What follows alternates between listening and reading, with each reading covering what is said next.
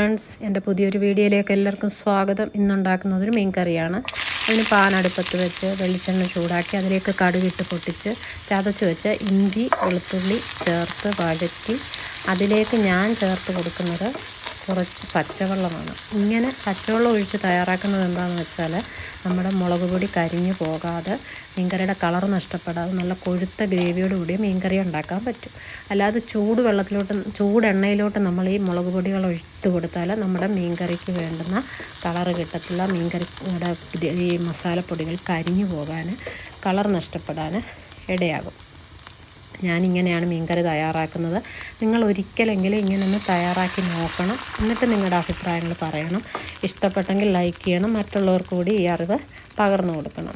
ഇനി ഈ വെള്ളത്തിന് കൃത്യമായ അളവൊന്നുമില്ല കേട്ടോ. നമുക്ക് മസാലയ്ക്ക് ആവശ്യമായത് അതൊന്ന് കുറുകി ഒന്ന് മൂക്കുന്നിടം വരെയുള്ളത്. അപ്പം ഞാൻ വെള്ളം ഒഴിച്ചു കൊടുത്തിട്ടുണ്ട്. ഞാനിപ്പോൾ ഒരു 3/4 ഗ്ലാസ് വെള്ളം ഒഴിച്ചിട്ടുണ്ട്. ഈ വെള്ളം ഒന്ന് തിളച്ച് വരുന്നിടം വരെ നമ്മൾ വെയിറ്റ് ചെയ്യണം. എന്നിട്ട് നമ്മൾ എടുത്തു വെച്ചിരിക്കുന്ന മുളക് പൊടി, ഉലുവാപ്പൊടി, മഞ്ഞൾപ്പൊടി, അത് 1.5 ടേബിൾ സ്പൂൺ കാശ്മീരി മുളക് പൊടിയാണ് ഞാൻ ചേർത്തിരിക്കുന്നത്. ഒരു 1/4 ടീസ്പൂൺ ഉലുവാപ്പൊടി, ഒരു നുള്ള് മഞ്ഞൾപ്പൊടി, ഇത്രയും മസാലപ്പൊടികൾ ഇട്ട് കൊടുത്തിട്ടുണ്ട്. ഇനി ഇത് ലോ ഫ്ലെയിമിൽ വെച്ച് നന്നായിട്ടൊന്ന് മൂപ്പിച്ചെടുക്കണം. ഇത് മൂത്ത് വരുമ്പോൾ നല്ല മസാലയുടെ ഒരു മണം വരും. മുളകൊക്കെ മൂത്തൊരു മണം വരും. നമ്മൾ ഒഴിച്ച വെളിച്ചെണ്ണ നന്നായിട്ട് തെളിഞ്ഞ് വരും. അപ്പം നമുക്ക് മനസ്സിലാകും നമ്മുടെ മസാലയൊക്കെ ഒന്ന് റെഡി ആയിട്ടുണ്ടെന്നുള്ളത് മനസ്സിലാകും. അപ്പം നമ്മുടെ മസാല അങ്ങനെ നല്ല ചുമന്ന കളറോട് കൂടിയ മീൻ കറിക്ക് വേണ്ടുന്ന ഗ്രേവി തയ്യാറായിട്ടുണ്ട്. വെളിച്ചെണ്ണയൊക്കെ തെളിഞ്ഞു വന്നിട്ടുണ്ട്. ഇനി ഇത് ഒന്ന് കുറച്ചുകൂടി ഒന്ന് ലോ ഫ്ലെയിമിൽ തന്നെ അങ്ങനെ തന്നെ ഇട്ട് ഇത് കുറച്ചുകൂടി ഒന്ന് കുറുക്കിയെടുക്കണം.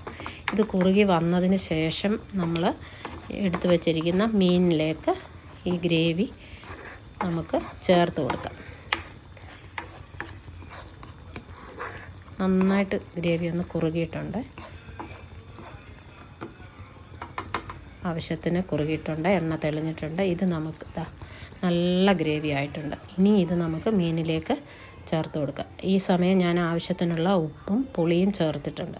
ഇനി നമുക്കിത് തിളച്ചതിന് ശേഷം നന്നായിട്ട് തിളച്ച് വന്നതിന് ശേഷം നമുക്കിത് അടച്ച് വെച്ച് ലോ ഫ്ലെയിമിലൊരു 10-15 മിനിറ്റ് വേവിച്ചെടുക്കാം.